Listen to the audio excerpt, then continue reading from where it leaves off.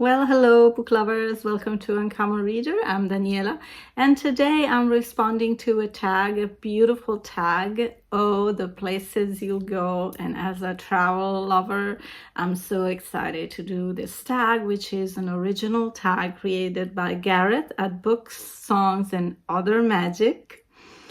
And I was tagged by David of Polyglot Reading. I was tagged by Kelly at Books I'm Not Reading, and by Stuart Griffin.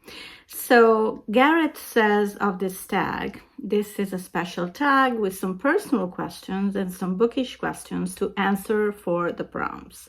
I'm celebrating an upcoming year that features lots of travel. Oh, I'm so envious. And bringing in the genius of Dr. Seuss to do it. For each of the quotes from the book, Oh, the Places You'll Go, there's a bookish prompt and a live prompt. If you'd like to do this tag, I would love to see you do both prompts for these quotes. Either way, I hope you enjoy it. I will. I thought the questions were really great. So here's the first prompt. Which direction you choose? The bookish prompt is, what's the first place you go to in a bookstore? So I think that if it's a classic regular bookstore, I would go to see what's new. Usually they're like spread on tables, and then I would maybe look for something specific and go through the fiction section. Most of the time. Sometimes I look at the art section as well. If it's a used bookstore, I will definitely have a list of books I'm looking for. So usually they are categorized by an alphabetical order. So I will go through, the letters that contain the name of the author I'm looking for.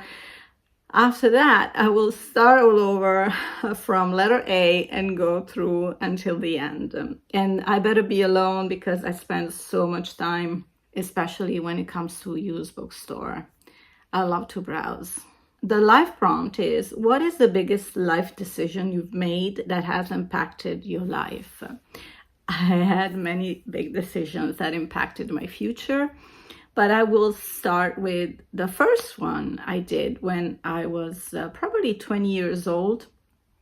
I decided to travel to London as an au pair and have this experience away from home.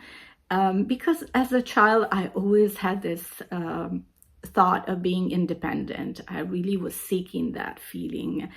And while I was in London as an au pair, I really enjoyed the sensation of being on my own, but I wasn't ready to be abroad. So I decided there that I would find a big city and move there in Italy. And so I decided to go to Milan without even having ever been there.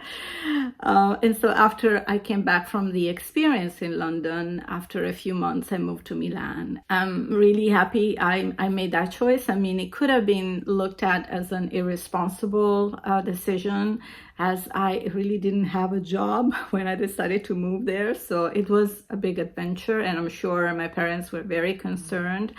But it turned out that things went really well. And after that, moving to US and then returning to Italy. So I made many decisions that impacted my future, also work-wise. So I think that the fact that I did it as a young person, and things turned out okay. I was never afraid to go drastic and change my life ever since. If you do that when you're a little older and you have never made, life-changing decisions, it may be a bit scarier. I don't know, but I have a little bit of craziness in my mind, and I'm always very open and adventurous that way. It's an experience, you try your best, and maybe you have that gut feeling that it's meant to be, and you go for it. Prompt number 2. I could go on and on this subject. Too smart to go down any not so good street. Right. Book prompt. what did you use to read that you don't read anymore? So there was a time I was reading a lot of business related books. When I got into photography, I was reading a lot of manuals and also technical or also inspirational books on the matter, and that took away time from reading other type of books, of course. And then I got into fashion and I was reading technical books about that. So yeah, not the case anymore. Life prompt. What have you learned, either as a hobby or in education, that you value the most? Definitely languages. Speaking another language is not only helpful, but also a mind opener, and it takes you to a different type of culture. I've always been very intrigued by the sound of languages, the rhythm, the music of a language, and I would have loved when I was in school to go to a language school, but the school that I wanted to go to was too expensive for my parents. And so at school I learned German, but I actually never been able to exercise speaking the language. When you travel or you speak with somebody, you lose it. I learned English by myself when I started, when I was maybe 12, 13, 14 years old, because I was obsessed with a certain type of music coming from the UK, and so I really wanted to know what these singers were singing about. And I've never gone to school, even when I moved to USA. And I'm also now self-teaching French through a lot of YouTube tutorials and reading books and other type of materials. And I really enjoy it. I would also love to learn Portuguese at one point in my life. I think it's never too late. Yes, there's a lack of, elasticity to memorize a certain words or certain idioms, so it takes a bit longer, but if you enjoy it, I think that it'll come easier. Oh my, I think this video will last like half an hour. Sorry guys, I just get carried away with these life prompts. Prompt number 3, you'll be seeing great sights. Book prompt, pick a book with an attractive cover. I have it here. Oh my God. Paris. I know. When I saw this book, I was like, I must have it. And I'm gonna show you a little bit of the photos inside. I'm obsessed with the architecture in Paris. I'm obsessed with the vibe of the city. Yeah, I can't explain it because I live in Italy, and right? Italy is one of the most beautiful places on earth. It combines so many aspects, good life, good food, history, nature. Italy has it all, but there's something about Paris. I don't know how to explain it. When I'm in Paris, I cry. I am so moved. I'm such a happy girl when I'm in Paris, and I always say to myself, I must have lived a previous life in Paris, and that must have been the best life of all my life. So that's why I go back and I literally cry. I get so moved when I'm in Paris. So let me stop there. Okay, prompt number 4. You'll be best of the best. Book prompt. What do you feel confident that you know a lot about with regard to books? So I don't feel an expert on, books in general. I think that what I feel confident about is that they can really teach you a lot of things about yourself as well, and how you react to certain reads, and how they prompt you to maybe go deeper certain topics and wanting to read more about things you didn't know. And so they really open up your mind and also your spirits and your empathy. I think that's the beautiful thing about it, learning about other cultures, other countries, and that even things you can't really relate to. Life prompt: what would be your specialist subject on Mastermind? So I had to look it up because I had no idea what's Mastermind. I remember it was a game, a board game or something, but it's actually a show. So I'm gonna go for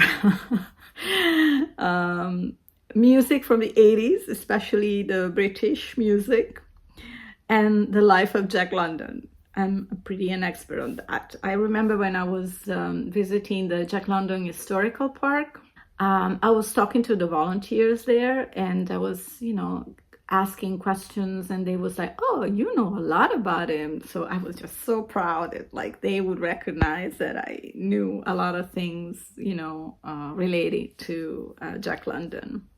Prompt number 5: expect when you don't. Book prompt: what kind of books do you feel that you don't relate to? So I'd answered this question on a previous tag, a similar question, and that's horror books. Life prompt: what is something you've stopped doing or that you've given up on? Biking. Yeah, I have a terrible balance problem, and I am also, I don't know, I've never been too comfortable biking. And also dancing at clubs, that's what I've noted, because I used to go dancing and I love dancing, but I'm like, nowadays, if you want to go dancing, it's like, oh, the club starts at midnight, at least here in Italy. And I don't have the guts to do that anymore. If I want to dance, I just put on music and dance at my house. That's it. Prompt number 6, the waiting place. Book prompt: name a book you're excited to read that's on your TBR. That's on my May TBR. Shantaram. Yes, it's time. It's also part of the beefcake challenge, I think, that I'm participating on this year. So I've been just finishing the Goldfinch, which was part of that challenge, and now I'm going to start reading this little treasure, celebrating the 20th year, the anniversary of this book being released. Life prompt: what in general are you looking forward to the most this year? Paris. Going back to Paris, that's my main goal, as I've been there last year in February, so it's been over a year, and I must return. That's it. 7th prompt and last one: balancing act. Talk about balancing your time between general life and putting out content on BookTube. Okay, so I am a caregiver, but I do have some free time because I take care of my sister, and she goes to a daily center during the day. So I have a few hours for myself, which I try to spend doing things that bring me joy, because caregiving takes a lot of energy, and you have to put out good energy when you're caregiving. It's very important. And so I usually spend my time doing things I love, like reading and doing videos, even editing. I love doing editing as well, going for walks, meeting friends when possible. I also have a little part-time job that I enjoy doing. So I think I'm really good at balancing, and I'm happy about my life choice that I made when I moved back from US to Italy. And I was ready to slow down because, life in USA can be pretty hectic. And especially if you're working, you have very little time. You're always on a schedule. And I was really ready to slow down and enjoy a different type of life. I think there is a time for everything. And I think I'm just where I want to be right now. So this is it. Well, I hope you enjoy this video. And talking about travel, I still have to share with you one little trip I took around Italy in January. I still have to edit that, but you know what you have to do if you don't want to miss it. Subscribe and hit that notification bell. Thank you so much for your support. I'll see you soon here on Uncommon Reader. In the meantime, thanks for spending time with me today. I hope you enjoyed this video. I'll see you soon. Take care. Ciao.